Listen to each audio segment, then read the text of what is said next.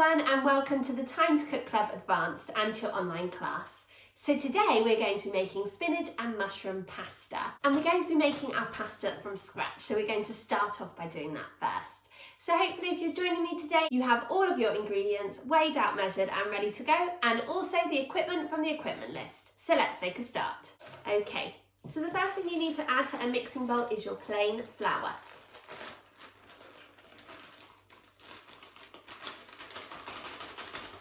You're also going to add in half a teaspoon of salt.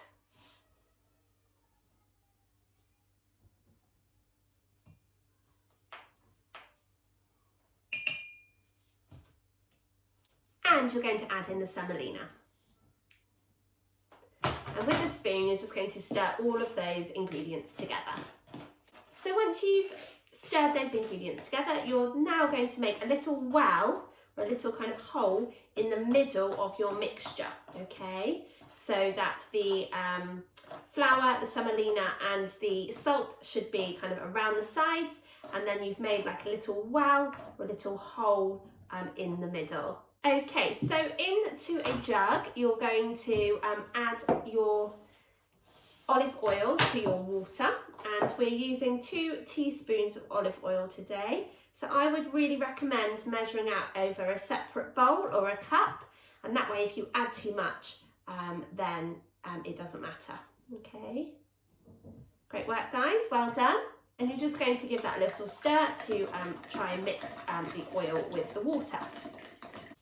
Okay, once you've done that, you're then going to pour the water and the oil mix into that little well, and you're going to stir the ingredients together until the mixture starts to bind into kind of like a dough. Okay, so keep using your spoon to scrape the mixture from the sides of the bowl, just so that you can see that you're mixing in all of those ingredients, okay? And don't forget to get right to the bottom of your bowl, because sometimes you can find that there's some flour and semolina down there. Okay, so once you have stirred that mixture together and it's starting to come together into a ball, you're then going to add some dusting flour to your work surface, like so, okay, which is going to stop the dough from sticking. And you're going to take the spoon out, okay, and just take any mixture off the spoon before you do that. And then you're going to get your hands in and you're going to knead the mixture, okay, until it forms a ball and until your bowl looks really clean, okay? So let me just show you a minute. All right, so that's my bowl and this is my ball of dough, okay? And then what I'm going to do is I'm just going to knead my pasta for between 5 to 7 minutes, okay, until it forms a really nice soft dough, okay?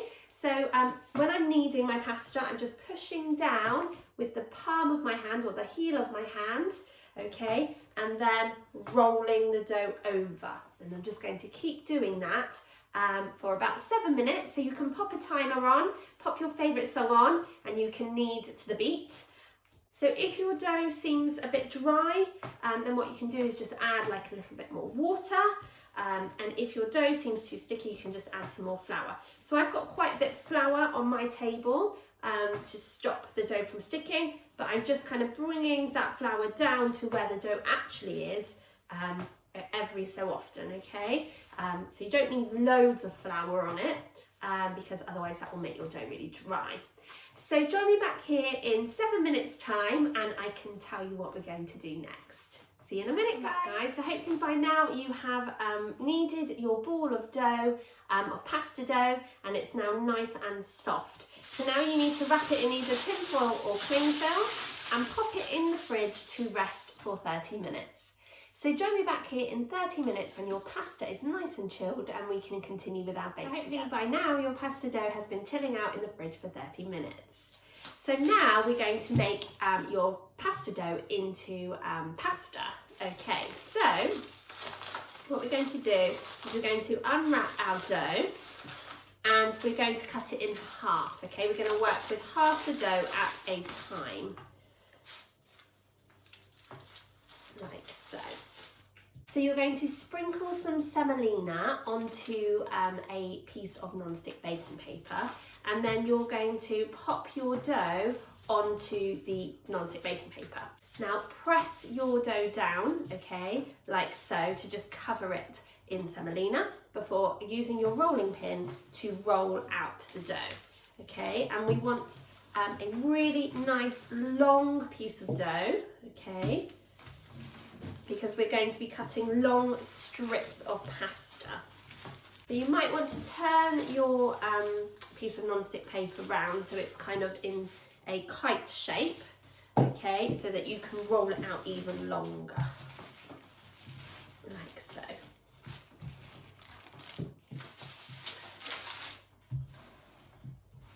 There we are. Great work, guys, well done. You're just going to pull the top and bottom edge, kind of pull it out, okay, so that you get relatively straight edges, and you can cut the top bit off, okay, like so, and the bottom, okay. And then what you're going to do is, with a sharp knife, you're just going to cut your pasta dough into long strips. So you want them about 1 centimetre thick, okay, and you're just going to keep going until you've cut all of that pasta into strips.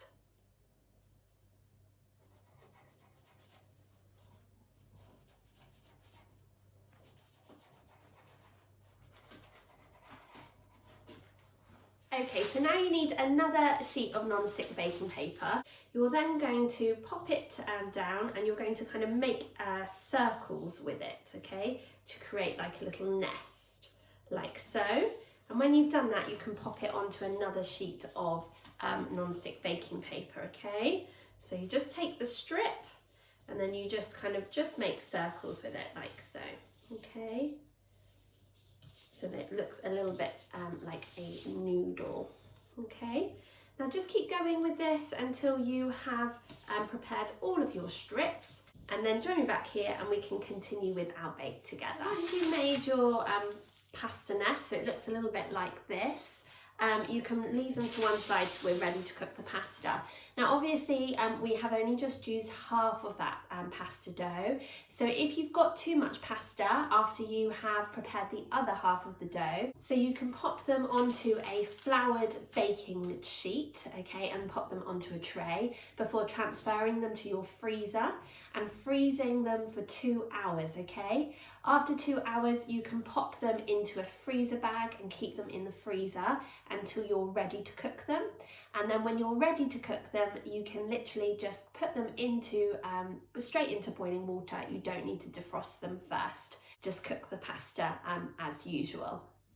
So now we've made our pasta, we need to make the spinach and mushroom kind of topping or sauce that goes with it. The first ingredient that's going to go into our saucepan is our pine nuts. You don't need to put any oil in first. You're just going to dry fry the pine nuts until they're nice and toasted.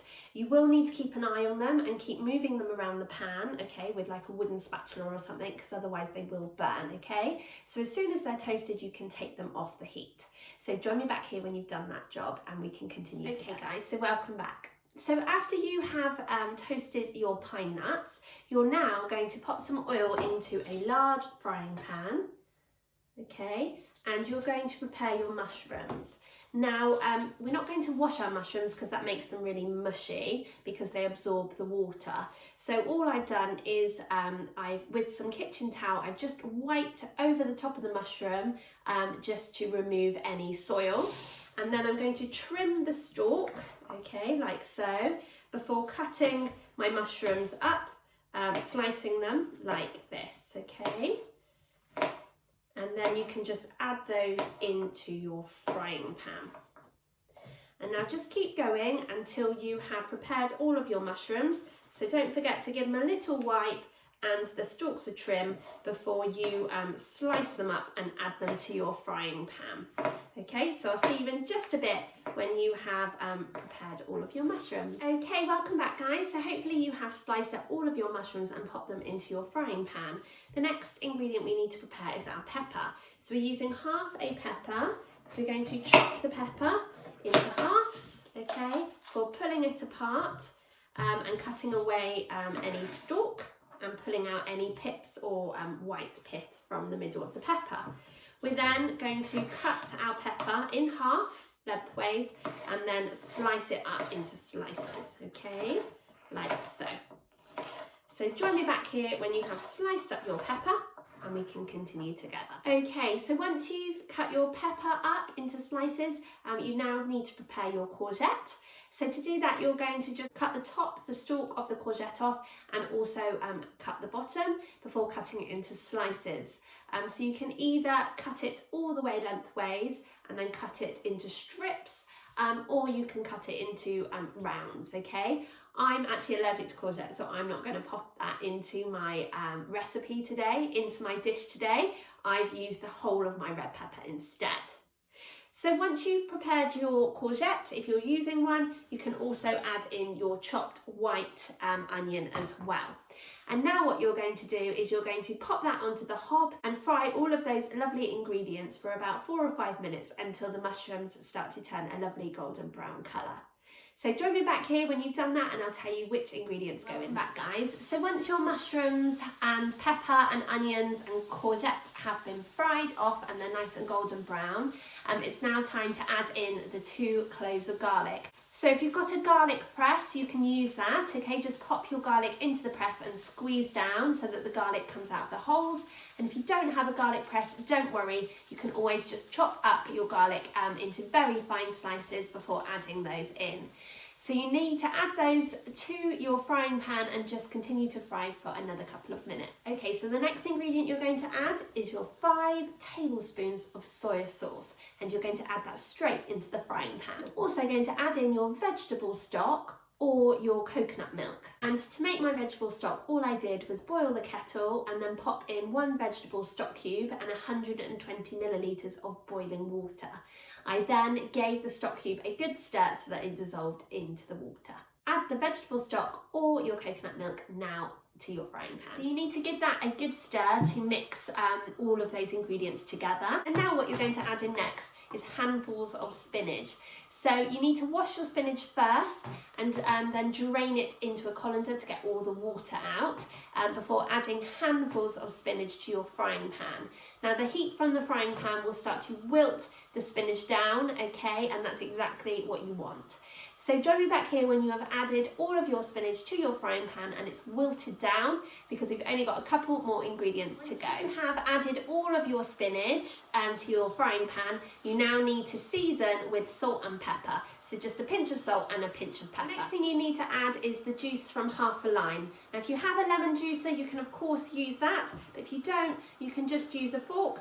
You're going to pop it into your lime and then just twist it. And just keep doing that until you've squeezed out the juice from the lime, okay? So it should be going into a cup or a little bowl. And just keep going until you've squeezed all the juice out. Okay, and then you're going to add that juice into your frying pan with the rest of the ingredients. Okay, so once you have given your ingredients a good stir in the frying pan, you can turn the heat down so it's just simmering. Now what you need to do is you need to fill a saucepan with some boiling water, and you're going to add the pasta that you made earlier, okay? This will need to be cooked for between 3 to 4 minutes in boiling water. So bring your water to the boil first before adding in your pasta and cooking for about 4 minutes. If you're using shop bought pasta, then you just cook it according to the packet's instructions. Okay, welcome back everyone. So hopefully by now your pasta has been cooked, and what you're going to do is you're just going to drain your pasta in a colander so all the water comes out, and then you're going to pop the pasta on your plate. Divide it between your 2 plates if you're serving 2, which is what I'm doing today. And the next thing you need to do is you need to dish up your spinach and mushroom mix and just pop it on top, okay? So like I said, I've just made enough pasta for 2, and I'm going to split this in between 2, okay? We've said that it feeds between 3 to 4 people, but obviously it depends how much you want to load your plate up, really. So like I said before, if you used coconut milk, your dish would look a lot creamier. So now what you need to do is you need to pour over the top those toasted pine nuts that you prepared earlier, true Blue Peter style, like so. You're then going to add a sprinkling of smoked paprika. You're going to sprinkle over the top some Parmesan cheese, like so. And you're going to finish with some parsley, some fresh parsley. And you can just use some kitchen scissors just to snip the parsley over the top. Now I did wash this parsley before I did this, okay? So just make sure you just wash it before you use it. Okay, and you can obviously pop on as much or as little parsley as you want. I think it adds a really lovely touch and a little bit of greenery to your dish. And there we have our spinach and mushroom pasta with homemade pasta. I hope that you are really, really proud of the dish that you created today. I definitely am. So I hope that you enjoyed cooking along with me today, but more importantly, I hope you enjoyed eating your dinner and sharing it with your family. Thank you so much for joining me, and this is our last bake in our January meat-free dishes menu. So I'm super excited to cook with you in February. We'll be back with another delicious menu. See you soon, guys. Bye.